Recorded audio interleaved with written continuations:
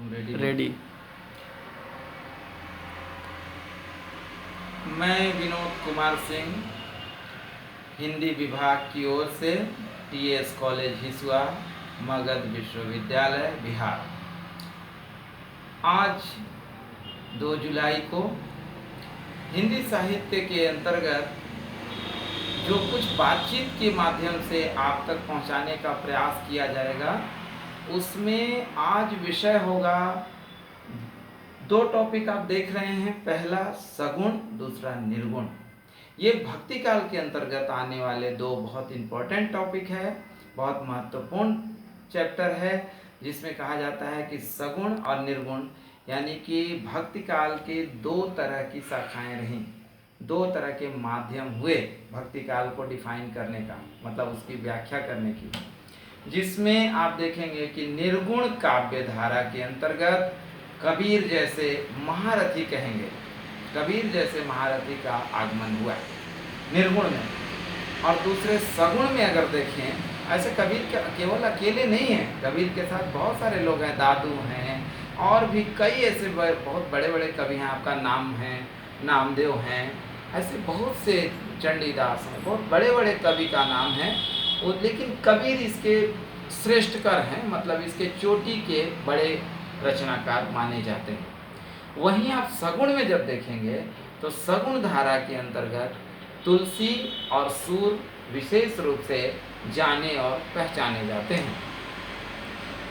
तब बात आती है कि ये निर्गुण और सगुण क्या है, कैसे पहचानेंगे कि ये निर्गुण है, सगुण है, इसका माध्यम क्या होगा। तो हम देखते हैं कि निर्गुण, निर का अर्थ होता है कुछ नहीं, बिल्कुल जीरो, खत्म हो गया सब कुछ। निर्गुण, निर मने कुछ नहीं, और गुण मने जिसका कोई गुण न हो, और सगुण जिसका सगुण हो। सगुण मने दिखता हुआ साक्षात गुण हो।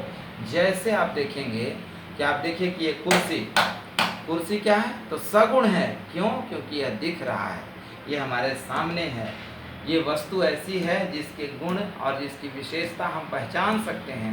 दीवार सगुण है। वैसे ही मूर्ति, जैसे दुर्गा देवी, राम, हनुमान इत्यादि इत्यादि इत्यादि, सारी ये मूर्तियाँ जो होती हैं, ये सारी मूर्तियाँ सगुण में आएंगी। तो निर्गुण क्या होगा? तो निर्गुण जो निरंकार है, जिसका निरंकार मतलब जिसका कोई भी आकार न हो, उसका कोई आकार नहीं है, बिल्कुल शून्य है। और यह कैसे है? तो जैसे कण कण में वास करने वाले राम हैं। आप सब जानते हैं कि राम को 2 तरह के लोगों ने माना। एक कबीरपंथी, जो कबीरपंथी लोग यानी निर्गुण शाखा के जो लोग थे, निर्गुण धारा के अंतर्गत आने वाले लोग थे, उन्होंने जिस राम को माना वो राम कण कण के वासी थे। कण कण के वासी मतलब हुआ कि जो हर जगह, हर क्षण, हर पल मौजूद हों। ऐसे ईश्वर को, ऐसे स्वामी को, ऐसे परमेश्वर को हमने राम कहा, और यही राम निर्गुण के आराध्य हो गए। और वहीं आप देखेंगे सगुण में कि सगुण में आपके जो राम हैं वो राम बिल्कुल दिखने चाहिए। कौन राम है? तो राम को रूप निहारती जानकी, वो राम का रूप जो सचमुच निहारने का, सामने सामने निहारा जा सके, सीता निहार सकें, हम सब निहार सके, वो राम सगुण राम है। अर्थात जो राम साक्षात दिख रहे हों मूर्ति के रूप में, सीता के रूप में, लक्ष्मी के रूप में, गणेश के रूप में, यानी जो भी मस्जिद, गुरुद्वारा, कृष्ण के लिए आप कुछ भी कह सकते हैं, गिरजाघर या मंदिर, ऐसे धार्मिक स्थल बिल्कुल साफ साफ दिख रहे हों, उसमें मूर्ति हो, उसमें कोई ऐसी चीज़ें स्थापित हो जिसके को कि हम देख कर उसकी आराधना करते हैं।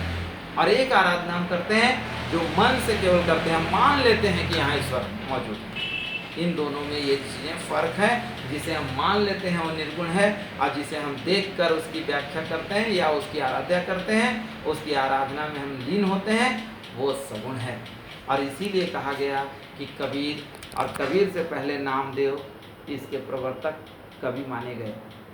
रामचंद्र शुक्ल ने उन्हें कवि भले ही नहीं माना, पत्रकार माना है। ये बहुत लंबा विषय है, हिंदी साहित्य के इतिहास में जब हम लोग डीपली पढ़ेंगे तो देखेंगे।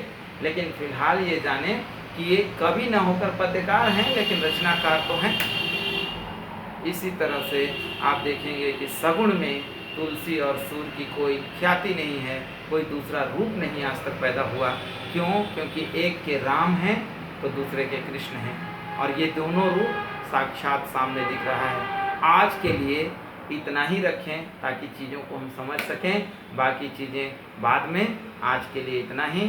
बहुत बहुत धन्यवाद, बहुत बहुत धन्यवाद।